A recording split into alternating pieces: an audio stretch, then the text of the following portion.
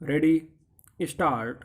उपसभापति महोदय, योजनाएं हाथ में ली गई हैं जिनके द्वारा लोगों को काम मिल रहा है और सस्ते गल्ले की दुकानें खोली गई हैं। जहां आवश्यक है वहां मुफ्त खाना भी दिया जा रहा है। विदेशों से आए हुए अन्न की कीमत अधिक होने के कारण अन्न का दाम चढ़ गया है। सरकार की ओर से घाटा सहते हुए सस्ता अन्न बेचकर जो सहायता की जाती थी उसे कम कर देने से भी कीमतों में बढ़ोतरी हुई है और जहां नाप तोल कर अन्न बांटा जाता था वहां लोगों का कष्ट कुछ बढ़ा है और कुछ असंतोष पैदा हुआ है।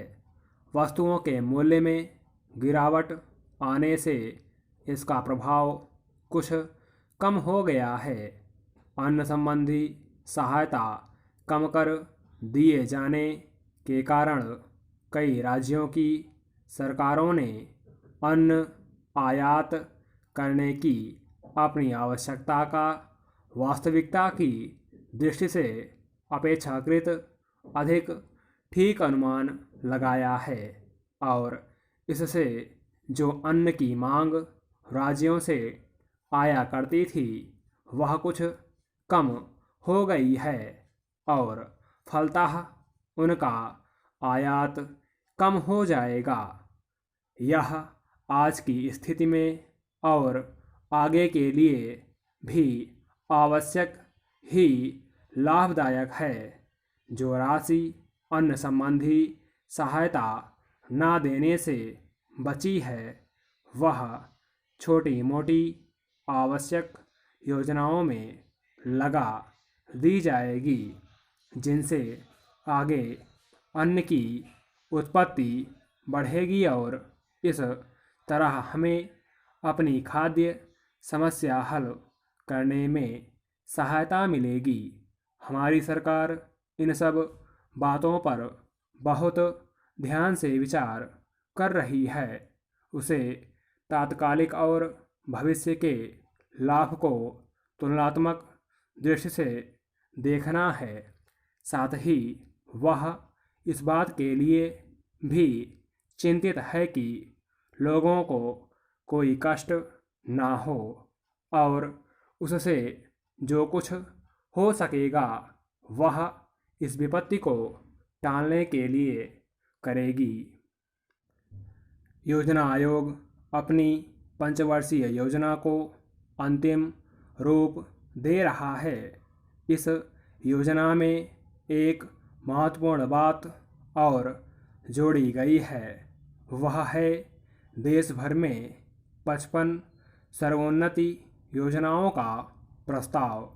संयुक्त राज्य अमेरिका के प्राविधिक सहयोग योजना द्वारा दी गई सहायता से ही यह संभव हो सका है। इस सर्वोन्नति योजना का प्रयोजन न केवल खाद्य पदार्थों का उत्पादन बढ़ाना ही है बल्कि उससे भी कहीं अधिक यह है कि सब लोगों के रहन सहन का स्तर ऊंचा किया जाए। आशा की जाती है कि यह योजना उन्नति करेगी और भारत का एक बड़ा भूभाग इसके अंतर्गत आ जाएगा, परंतु यह तभी हो सकता है जब इसे जनता का पूरा सहयोग मिले। मेरा हार्दिक विश्वास है कि इस बात में भी, जैसे कि योजना आयोग के और दूसरे प्रस्तावों को पूरा करने में मिला है, जनता का पूरा सहयोग मिलेगा। कृषि द्वारा उत्पादन के मिले जुले कार्यक्रम में संतोषप्रद प्रगति हुई है।